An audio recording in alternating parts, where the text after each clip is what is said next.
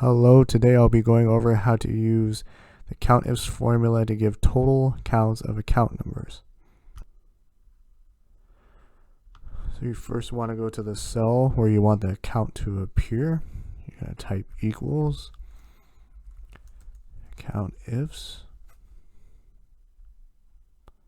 You're going to select your criteria range. So I'm going to type it in manually. So you're going to type your $, D, $5,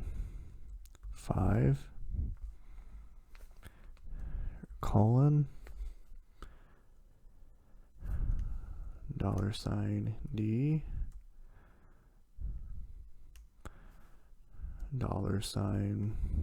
$25, because that is the last number in the range.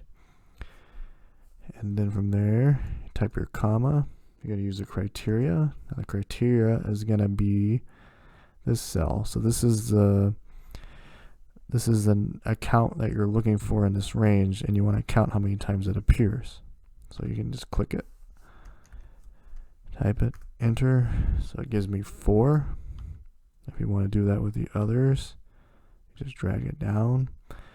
Notice if I take this number 124, I copy it here, 160 went down by 1 and 124 went up by 1. And that's about it. So if you liked the video, please subscribe, leave comments below. Thank you. Have a good one.